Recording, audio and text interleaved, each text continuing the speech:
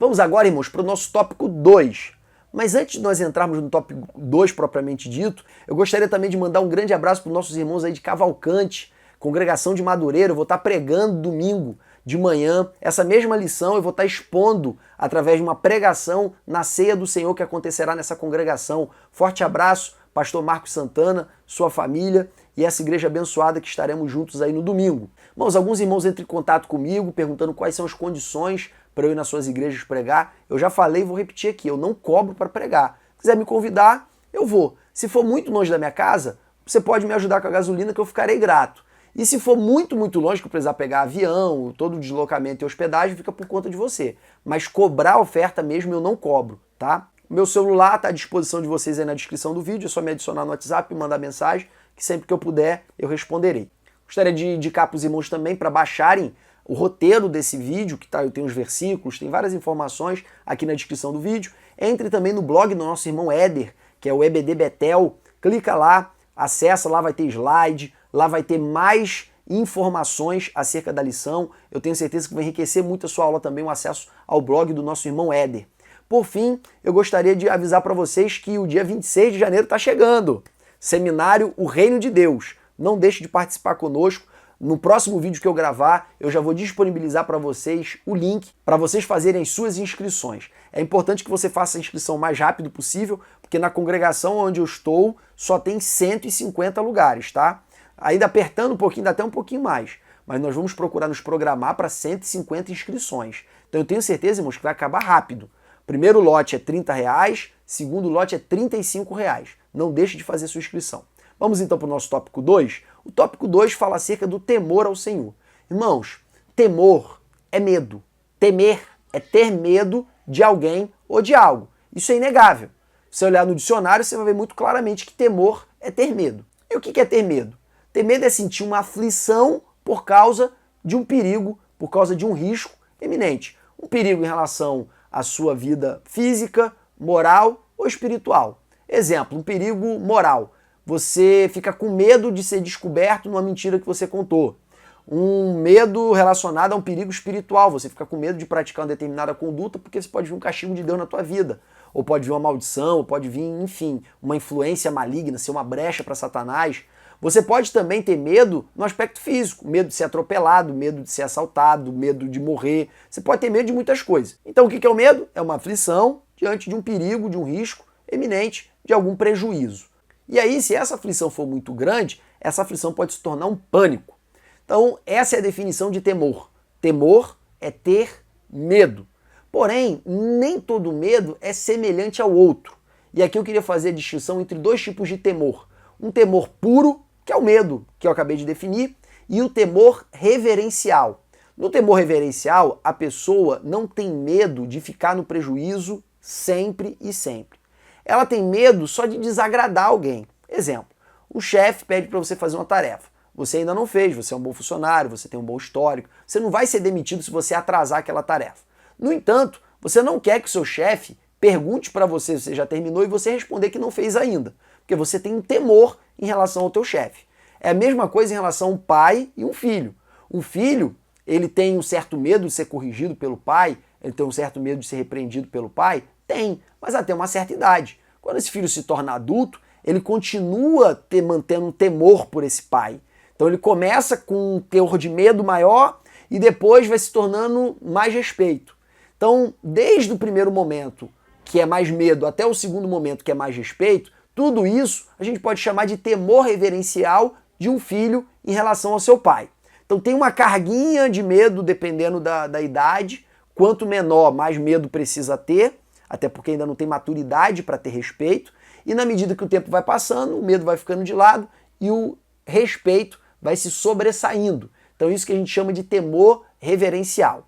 Então o temor reverencial ele tem mais a ver com respeito do que com medo, mas não exclui o medo completamente. Assentada essa premissa, eu gostaria de relembrar para os irmãos que Deus ele trabalha com dois tipos de reforço. Reforço positivo, reforço negativo. Reforço positivo, você fez alguma coisa certa. É através da exortação. A palavra exortar significa elogiar, significa animar. Então Deus ele te elogia, Deus ele te anima. Deus, ele te congratula, por exemplo, com a presença do Espírito Santo, quando você ministra uma adoração excelente a ele. Deus, ele também te abençoa, ele te derrama suas bênçãos sobre a tua vida. Deus, ele te promete galardão, ele te promete o céu, ele te promete a salvação. Então Deus trabalha muito com reforço positivo, mas ele também trabalha com reforço negativo, que é a imposição de um temor de uma punição. Deus, ele pode, em primeiro lugar, gerar esse reforço negativo através da admoestação, que é a repreensão, ou através da disciplina, da correção. Tanto é que ele diz lá na carta aos Hebreus, capítulo 12, versículo, salvo engano, 2 ou 3, que diz: eu corrijo e disciplino todo aquele a quem eu amo. Então Deus, ele corrige e disciplina quem ele ama, por quê? Para que essa pessoa melhore. Relembrando aqui, eu já falei lá atrás, quais são os 3 passos da educação de Deus? Isso na revista do segundo trimestre. Em primeiro lugar, ele ensina. Em segundo lugar, ele exorta ou admoesta. Ele anima quem fez o certo e repreende quem fez o errado. E se a repreensão não funcionar, aí ele corrige, ele disciplina, tá? Esses são os 3 passos da educação de Deus para que possamos nos tornar a imagem e semelhança de Cristo. Então Deus não negligencia a importância do temor, pelo contrário, ele a estimula. Deus faz questão que nós temamos o seu santo nome. Tanto é assim que um dos 10 mandamentos é: não dirás o nome do Senhor teu Deus em vão. Irmãos, está entre os 10 mandamentos. Quer dizer, Deus, ele quer que nós tenhamos um temor por ele tão grande que a gente não use o nome dele de maneira vulgar, de maneira banal, de maneira irresponsável. Deus quer que a gente tenha uma reverência pelo nome dele, uma reverência pela presença dele, uma reverência por ele. Então você encontra também lá no final do livro de Isaías dizendo: e este é o homem a quem eu usarei, aquele que treme diante da minha palavra. Então Deus faz questão de ser temido. A gente não pode tratar Deus como um moleque, não. Deus, ele é amor, mas ele também é fogo consumidor. Eu não estou falando que esse versículo está na Bíblia. Diz lá em João, 1 João, que ele é amor, e diz lá em Hebreus capítulo 10 que ele é fogo consumidor. E foi assim que ele se manifestou para o povo de Israel no momento que ele revela os mandamentos, no momento que ele vai estabelecer com o povo de Israel o livro da aliança. Ele se manifesta com nuvens, como enxofre, como fogo, de maneira tal que ele descreve lá em Êxodo capítulo 20, versículo 20, que ele se manifestou assim para gerar temor no coração do povo. Nós vemos também Deus gerando temor no coração do povo no momento que Uzá toca na arca e é fulminado. Nós vemos também Deus gerando temor no coração do povo no momento que ele envia o povo para o cativeiro, no momento em que ele envia a 10ª praga sobre o Egito e os homens do Egito querem expulsar praticamente o povo de Israel do seu território. Então Deus, ele trabalha com temor e ele quer ser temido. Até porque o temor é uma das ferramentas para gerar obediência. A Bíblia ordena várias vezes que nós devemos temer ao Senhor. Como, por exemplo, Levítico capítulo 19, versículo 14. Não amaldiçoarás ao surdo, nem porás tropeço diante do cego, mas terás temor do teu Deus. Eu sou o Senhor. Diante das cães te levantarás e honrarás a face do velho, e terás temor do Senhor. Cães aqui é cabelo branco, tá? Ou seja, honrar o idoso é uma questão de temor a Deus. Levítico 25, 17. Ninguém, pois, oprime o seu próximo, mas terás temor do Senhor, porque eu sou o Senhor vosso Deus. Tudo isso aqui, irmãos, está relacionado à ideia de que Deus é o vingador dessas pessoas que não são respeitadas. No versículo seguinte que está aí na tela para vocês: não tomarás dele usura, juros, nem ganho, mas do teu Deus terás temor, para que o teu irmão viva contigo. Então você vê que a todo momento Deus está preocupado em que o povo dele tema a ele. Então, irmãos, quem teme a Deus, obedece a Deus. Quem teme a Deus, respeita o próximo. Quem teme a Deus não oprime os outros, porque essa pessoa ela tem medo de que Deus possa puni-la. E também, ao mesmo tempo, respeita a ordenança de Deus, tá? E não é por acaso que o temor do Senhor é o princípio da sabedoria. O temor do Senhor é o ponto de partida da sabedoria. Porque na Bíblia a sabedoria é diferente de inteligência, é diferente de conhecimento. Sabedoria é a capacidade de ter conclusões práticas acerca da vida que sejam benéficas. Então na Bíblia o sábio é quem sabe se comportar do jeito certo. Esse comporta de tal maneira. Não basta só saber, ele precisa praticar. É por isso que Jesus vai falar que o homem prudente é o homem que ouve as suas palavras e as pratica. E ele é assemelhado ao homem que edificou a sua casa sobre a rocha e não sobre a areia. Então, Quem é o homem prudente? A palavra prudente na Bíblia tem o mesmo sentido de sábio. Quem é o homem sábio? É o que ouve e faz, e o que pratica, e não apenas o que ouve. O que só ouve, ele é louco, ele edifica sua casa sobre areia, uma hora essa casa vai cair. Porque não basta ouvir, você precisa praticar. Então na Bíblia, a mulher sábia não é a mulher intelectual, não é a mulher doutora. A mulher sábia é a mulher que edifica a sua casa, ou seja, ela fortalece o seu casamento, ela fortalece a sua família, ela trabalha para que a sua família esteja unida, forte, crescendo. E a louca, o que a louca faz? Ela destrói. Ela trata o seu marido de qualquer maneira, ela é ignorante, ela não quer saber dos filhos, enfim, ela contribui para que a sua família se destrua. Então, o homem sábio, a mulher sábia, são pessoas que têm um conhecimento prático acerca da maneira correta de viver e se comportam dessa maneira. Logo, é impossível ser plenamente sábio ou ser verdadeiramente sábio sem cumprir os princípios da palavra de Deus. Por isso, irmãos, e aqui você tem que ter clareza em relação a isso, não é porque você é crente que você é sábio. Não é porque você é ímpio que você é tolo, pelo menos em todos os aspectos. Vamos ter clareza em relação a isso? Conselhos de sabedoria. Guarda a tua língua, não fala demais, não fala mal dos outros, não se mete na vida alheia. Tá tudo lá no livro de Provérbios. Aí às vezes tem um ímpio, um ateu, não crê nem em Deus, mas que cumpre esses princípios. Não fica falando dos outros, não fala demais, não se mete onde não foi chamado. Enfim, ele tem a consciência de que ele não pode ficar falando demais. E aí você tem um crente que crê em Jesus, crê que ele é o Senhor, crê que ele é o Salvador, até vai para o céu, mas vive se metendo em problema. Por quê? Porque ele é tolo, fala demais, se mete, enfim, não é sábio, não cumpre os princípios da palavra de Deus. E por isso mesmo vive sempre atribulado. Por isso que a Bíblia diz que o temor é o princípio da sabedoria. Quer dizer, é só obedecendo os mandamentos de Deus, consciente ou inconscientemente, que você vai poder ser chamado de um homem sábio. Mas você pode fazer a seguinte objeção: Jefferson, você está falando que Deus ele quer ser temido. Porém, eu li lá em Romanos, capítulo 8, que Deus não nos deu espírito de temor. Deus não nos deu espírito de medo, mas nos deu espírito de filhos. João diz também que Deus é amor. E quem conhece a Deus, conhece o amor. Quem não conhece a Deus, não conhece o amor. E que se nós andamos diante dele por medo, o amor de Deus ainda não está aperfeiçoado em nossos corações. Então como é que você quer dizer que Deus quer ser temido? Irmãos, lembra que eu disse que o temor reverencial, ele tem uma dose de medo e também uma dose de respeito. E na medida que esse temor reverencial ele vai amadurecendo, cada vez mais ele deixa de estar vinculado ao medo e cada vez mais ele passa a estar vinculado ao respeito.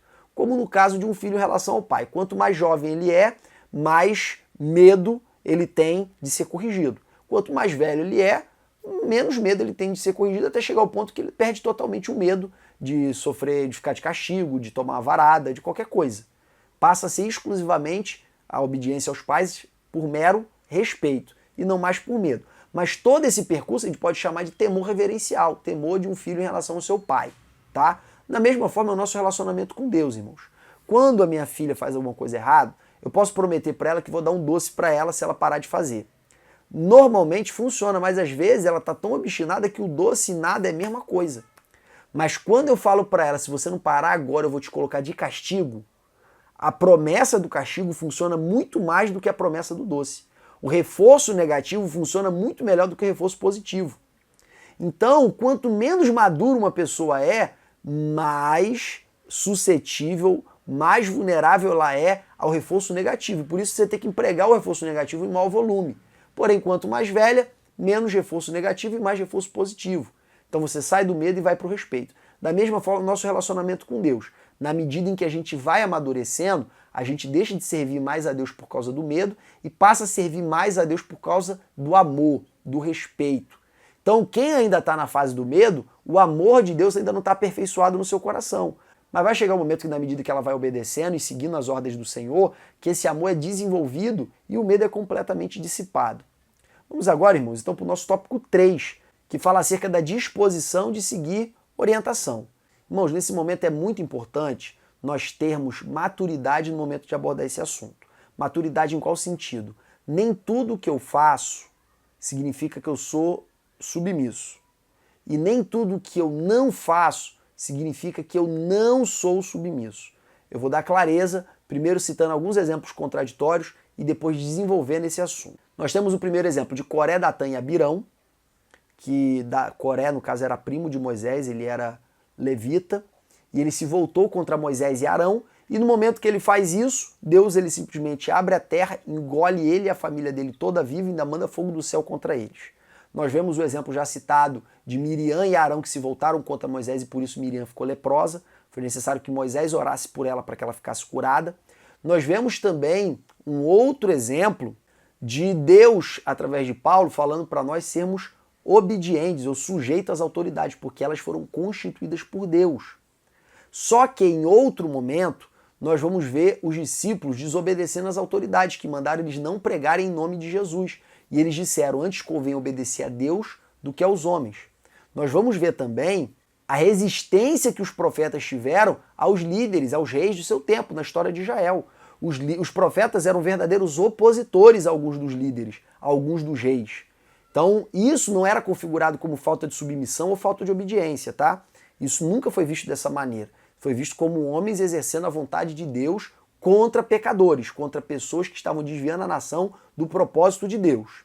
Então essas pequenas contradições elas precisam ser colocadas para nós termos uma compreensão exata acerca de qual é a obediência que Deus quer de nós e também qual é a submissão que Ele quer de nós, tá?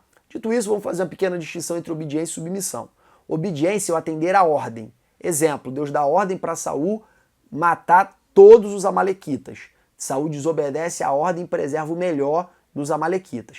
Essa atitude de Saul foi uma atitude clara de desobediência. Deus fala para ele, Saul, eu prefiro obediência do que sacrifício, porque rebelião para mim é semelhante ao pecado de feitiçaria. Eu prefiro obediência do que adoração. Era isso que Deus estava falando, porque sacrifício ali era adoração. Eu prefiro obediência do que adoração. Você está por fora acerca da hierarquia dos meus valores. Eu prefiro que você me obedeça do que você me preste o melhor louvor, os melhores animais de todos. Eu prefiro a obediência a isso. Segundo exemplo de obediência, Paulo fala em Efésios capítulo 6, vós filhos, sede obedientes aos vossos pais no Senhor. Porém, quando ele vai falar das esposas, ele não manda as esposas serem obedientes. Eles mandam as esposas serem submissas. Porque submissão é diferente de obediência. Nós vamos ver em Efésios capítulo 5, versículo 21, Paulo falando, sede submissos uns aos outros. Nós vamos ver Pedro, em 1 Pedro capítulo 5, versículo 5, falando exatamente a mesma coisa. Sede submissos uns aos outros. E qual é a diferença entre submissão e obediência? Obediência é o atender à ordem. Submissão é o reconhecer a importância de ser liderado por aquela pessoa no momento que ela está exercendo determinado papel. Exemplo, digamos que eu seja pastor de uma igreja, mas eu canto no departamento de varões e lá tem um regente. Eu posso cantar do jeito que eu quero? Não, eu tenho que me submeter ao regente. No momento em que eu vou na rua e um policial me para, eu não tenho que ficar com raiva do policial porque ele me parou. Eu tenho que me submeter a ele porque ele é uma autoridade. Ainda que aquele policial seja um membro da minha igreja, seja um obreiro que esteja sob a minha liderança no momento em que eu estiver exercendo o meu ministério dentro da igreja. Só que eu só posso ser submisso se eu reconheço a importância de ser liderado ou estar debaixo da autoridade daquela pessoa. Se eu não reconheço essa importância, eu não sou submisso. E eu só consigo ser submisso se eu for humilde. Pedro deixa isso muito claro em 1 Pedro capítulo 5, versículo 5. Jovens, sede submissos aos anciãos, e todos sede submissos uns aos outros, porque Deus resiste ao soberbo, mas dá graça aos humildes. Então ele conecta diretamente a questão da submissão à questão da humildade. Quem é humilde consegue se submeter. Quem acha que sabe muito, quem acha que não precisa ser liderado, quem acha que já sabe o que tem que ser feito, que não precisa de ordem, este tal não consegue ser submisso. Às vezes ele até consegue obedecer, ele consegue até atender à ordem, mas ele não consegue reconhecer a importância da liderança daquela pessoa. É por isso mesmo que uma pessoa que trabalha numa empresa e ela acha que sabe mais do que o chefe, tem tanta dificuldade de seguir as ordens desse chefe. Ela até faz por medo de perder o emprego. Então, ou seja, ela obedece, porém, ela não consegue ser submissa, porque ela não consegue reconhecer a importância de ser liderado por aquela pessoa. E qual é o problema de eu não ser submisso? É que eu não encontro descanso para minha alma. Porque a Bíblia diz, vinde a mim você que está cansado e sobrecarregado, que eu vos aliviarei. Isso é alívio, Jesus promete alívio. Tomai sobre vós o meu jugo e aprendei de mim que sou manso e humilde de coração, e encontrareis descanso para a vossa alma. Então, para eu encontrar descanso para minha alma, eu tenho que tomar o jugo de Jesus, aprender a ser manso e ser humilde. Quando eu não aprendo a ser humilde, eu não encontro descanso. É por isso que um funcionário insubmisso, ele sempre está chateado, ele sempre está com fardo nas costas, porque ele nunca se sente feliz com a liderança que ele tem, porque ele se acha melhor do que o líder. Então ele não gosta de atender às ordens do líder, ele não gosta de seguir a orientação do líder, ainda que siga. Aí a obediência tem um peso extraordinariamente superior ao que normalmente seria se ele tivesse ouvindo essa ordem de um líder que ele valoriza, que ele reconhece como alguém extremamente capaz. Então é natural, você está lidando com alguém extremamente capaz, você obedece com facilidade. Você está lidando com alguém que você acha que sabe mais, você obedece com extrema dificuldade, você não encontra descanso. Mas aí você pode levantar a seguinte objeção: mas Jefferson, eu efetivamente sei mais do que o meu chefe, eu efetivamente sei mais do que os meus líderes, eu efetivamente domino mais esse assunto, esse tema, essa questão. Então, o que você está me falando não consegue alcançar o meu coração. Só que o próprio Paulo já falou, irmãos, lá em Filipenses capítulo 2, versículo 3 e 4, cada um considere os outros superiores a si mesmo. Começa a observar melhor, você vai achar característica no teu líder, você vai começar a achar característica no teu chefe que fazem com que ele seja superior a você pelo menos em alguma coisa. Se você se esforçar, você consegue. Não se deixe dominar pelo orgulho. Então, quando Paulo diz cada um considere o outro superior a si mesmo, ele não está estabelecendo para nós um mandamento impossível. Ele sabe que é possível, se você realmente for uma pessoa humilde. E se você não for, se arrepende do teu pecado. Tome sobre si a sua cruz e morra. Mata esse ego. Pede a Deus para exterminar esse ego. Pode ter certeza que ele vai trabalhar na tua vida para matar esse ego e você vai encontrar descanso em várias áreas da tua vida. Outro exemplo que eu gosto de citar é a questão das esposas. Tem algumas esposas, aquelas que são altamente capazes, elas têm uma imensa dificuldade de se submeter ao marido. E aqui, irmãos, eu não estou falando de ser empregada, dele de fazer tudo que ele manda. Eu estou falando de submeter no sentido até de levar a ele as questões importantes da família, como um gasto que ela achou que era irrelevante, mas que comprometeu a prestação do imóvel, comprometeu a saúde financeira da igreja porque ela gastou demais, porque ela não quis submeter a ele e perguntar se está dentro do orçamento aquele gasto ou não. E você que é crente, que tem dificuldade de submeter ao seu pastor, sabe exatamente do que eu estou falando.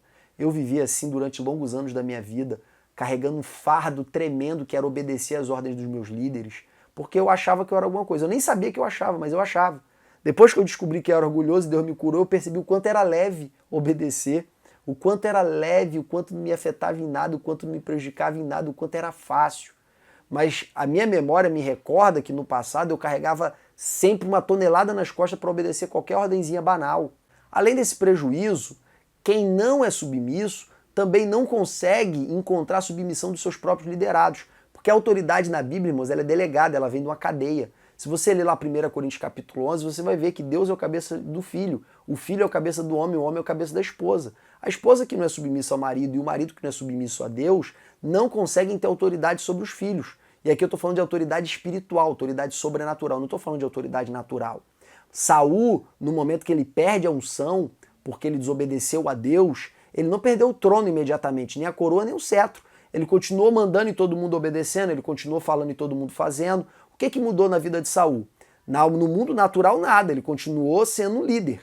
O problema foi no mundo espiritual. No momento que a autoridade espiritual sai de sobre a vida dele, os demônios encontram um ambiente fértil para operar. Então, no mundo material, a autoridade dele ficou intacta, pelo menos durante vários anos até a sua morte.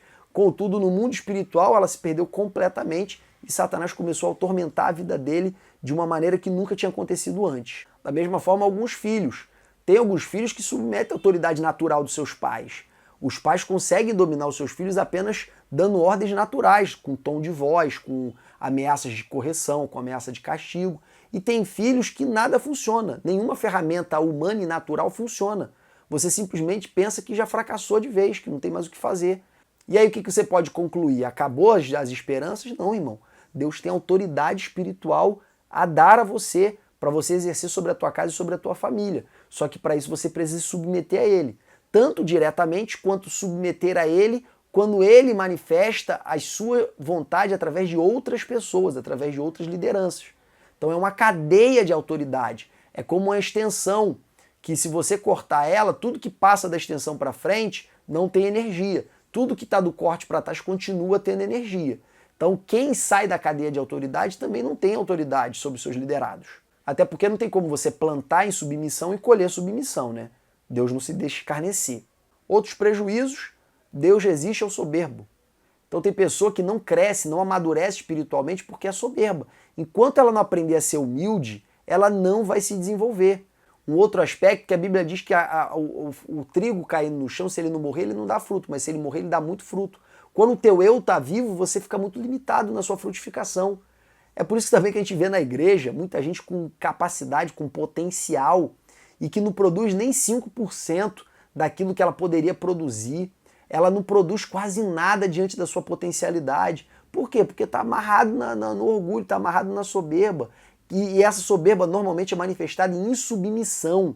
Assentada essa explicação acerca da submissão e da obediência, aqui você pode ter clareza de uma coisa. Você pode ser submisso, reconhecer a importância de ter um chefe e numa ordem específica você desobedecer sem deixar de ser submisso. Eu citei o exemplo dos apóstolos, encaixa perfeitamente aqui. Eles continuaram submissos às autoridades, porém, naquela ordem específica de não pregar, era a ordem dos homens ou a ordem de Deus, e eles preferiram ficar com a ordem de Deus. Da mesma forma, se o seu chefe, a quem você é submisso, te dá uma ordem de praticar algo ilegal, você pode e deve se manifestar em sentido contrário, dizendo, olha só, você pode pedir qualquer coisa, mas isso eu não vou fazer. E você não estará sendo insubmisso por causa disso. Se o seu pastor pedir algo para você que é imoral, que é biblicamente, explicitamente condenável, você não é obrigado a fazer, irmãos. Pelo contrário, você deve se opor a essa ordem. Agora, você só vai ter paz de coração para poder dizer sim quase sempre e não excepcionalmente, nesses casos que eu acabei de citar, se você for humilde. Se você não tiver essa paz que só a humildade pode proporcionar, que só esse descanso na autoridade dos outros pode te proporcionar, você sempre vai estar tentado a dizer não, porque você sempre vai achar que o outro está errado. Qualquer detalhe do que o outro disser, você vai achar que não precisa fazer, que é um absurdo, que está errado. Então, primeiro você tem que ser tratado, para depois você ter discernimento claro. Por fim, irmãos, entre um super competente e um submisso, qualquer líder, isso aí qualquer líder, vai preferir um submisso. Claro que o submisso precisa ter requisitos mínimos, né? Não basta só ser submisso. Mas se ele cumprir os requisitos mínimos, ainda que ele seja inferior em competência ao super competente, qualquer líder vai preferir o submisso. Porque ele sabe que esse super competente que não é submisso, uma hora vai se voltar contra ele. Nós vemos, por exemplo, o caso de Saul e Davi. Saul era um rei de altíssima estatura, de grande beleza, respeitado pelos homens. Saul foi protagonista de várias vitórias do povo de Israel contra os seus inimigos. Mas Deus rejeita Saul porque ele era insubmisso, porque ele era desobediente. E escolhe Davi, que era um Zé Ninguém que estava atrás da malhada das ovelhas, para constituí-lo como rei no lugar de Saul, porque Davi era submisso a Deus. Nós vemos, por fim, a escolha de Neemias, que teve como base essa capacidade, essa proatividade desses dois líderes de obedecer às suas orientações. Dito tudo isso, vamos para o nosso tópico 4, que fala acerca da união. Aqui, irmãos, eu vou procurar ser breve, eu poderia falar bastante sobre esse assunto, mas eu quero ser o mais rápido possível aqui nesse tema. Em primeiro lugar, é dizer que a união ela é uma etapa da unidade. Eu gosto de dizer que o alvo da igreja é a unidade, e a união está no meio do caminho. São, na verdade, 4 passos até chegar no 5º, que é a unidade. Em primeiro lugar, você precisa ter paz. Em segundo lugar, você precisa ter comunhão. Em terceiro lugar, você precisa ter união. E em quarto lugar, unanimidade, para enfim você atingir a unidade. Por que a gente precisa ter paz? Quando Paulo começa a falar acerca de como um salvo precisa se comportar no livro de Efésios, capítulo 4, a partir do versículo 1, em que ele diz: rogo-vos, pois, irmãos, eu, preso do Senhor, pela compaixão de Deus, que andeis de maneira digna da vocação com que foste chamado, em toda humildade, mansidão, longanimidade, suportando-vos uns aos outros e guardando a unidade do Espírito pelo vínculo da paz. Quando Paulo diz isso tudo, irmãos, ele está preocupado em que os homens sejam humildes, mansos, pacientes, suportem uns aos outros. Ele pede essas 4 coisas com um objetivo: guardar o vínculo, a unidade do Espírito pelo vínculo da paz. Porque onde tem pessoas orgulhosas, tem briga. Onde tem pessoas que não são mansas, tem briga. Onde tem pessoas que são ansiosas, são impacientes, tem briga. Onde não tem pessoas dispostas a suportar o erro dos outros, tem briga. E aonde tem briga, o vínculo da paz é desfeito, e com o vínculo da paz sendo desfeito, acaba a unidade. Não é por acaso que Paulo fala: naquilo que estiver ao alcance de vocês, segui a paz com todos, ou seja, naquilo que depender do esforço e da dedicação de vocês, tenham paz. Ou seja, naquilo que vocês puderem trabalhar com dedicação, construa. Tá? Vai ter hora que você não vai conseguir, mas naquilo que competir a vocês, lute para manter a paz. Nós vamos também, o autor da carta aos Hebreus dizendo, seguir a paz com todos e a santificação. A Bíblia inteira está repleta de versículos que nos recomenda seguir a paz. O próprio Jesus é o príncipe da paz. O próprio Deus é aquele que nos dá a paz que excede todo entendimento. Então a paz é um elemento essencial de todos os relacionamentos, porque sem a paz você não tem nem como construir um relacionamento. Segundo lugar é comunhão. O que é comunhão? É ter em comum. Exemplo, comunhão de bens. É um casal que se casa pelo regime da comunhão de bens e eles têm bens em comum. Outro exemplo é o condomínio, que os condôminos eles possuem áreas do prédio em comum. Nós temos, por exemplo, que eu acho que vai ficar mais claro para vocês, a diferença entre eu ter paz com o vizinho e ter comunhão com ele. Exemplo de eu ter paz com o vizinho é eu não ter briga, não ter nenhum conflito, viver tranquilamente com ele. Outra coisa é eu ter comunhão, que como, por exemplo, me reunir na calçada para conversar com o vizinho toda quarta-feira, toda sexta-feira, todo sábado à noite. Então, esse hábito de se reunir com eles mostra que eu tenho comunhão com eles. E qual é a comunhão? Se reunir para conversar.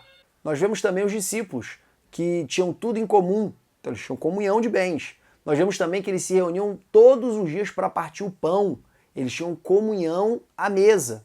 Então essa comunhão ela é fundamental para chegar na unidade, porque você só consegue ter união com alguém se você tiver momentos em comum. Como é que você vai ser unido com uma pessoa que você não encontra? Como é que você vai ser unido com a pessoa com quem você não esbarra? Então a comunhão ela é uma condição para a união.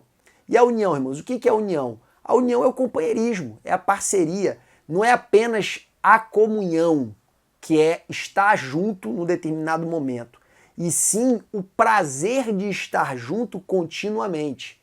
Então é uma evolução da comunhão e é uma condição para que exista unanimidade e posteriormente a unidade. Às vezes a gente pensa que para um ganhar o outro tem que perder. É como no tênis. Para um ganhar, o outro tem que ser derrotado. Só que a vida não é baseada apenas em ganha-perde. Tem relações que é ganha-ganha. Exemplo, frescobol. Ou os dois ganham ou os dois perdem. A bolinha tem que ficar no alto. Não tem um interesse entre um derrotar o outro, tá? Na vida é a mesma coisa, tem muitas relações que é ganha-ganha. Na união, irmãos, todo mundo sempre ganha. Um time unido, com certeza, vai ter mais êxito do que um time desunido. Pode ter certeza disso. Por quê? Porque eles vão se entender melhor, eles vão se dedicar mais uns aos outros, eles vão respeitar mais o espaço uns dos outros, eles vão se apoiar mais. Então a união ela tem essa vantagem de gerar uma relação de ganha-ganha. Mas no geral, a união ela tem esse poder de gerar nas pessoas que são nossos amigos, nossos parceiros, o compromisso de nos proteger e gerar em nós o compromisso de protegê-los também no momento que eles precisarem.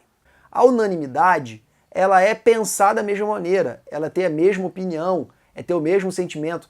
Paulo e os escritores do Novo Testamento nos dão várias recomendações nesse sentido. Sintais o mesmo, pensai o mesmo, tende o mesmo sentimento. Nós vimos várias e várias vezes essa recomendação, que é um alvo que só pode ser alcançado para quem já é unido.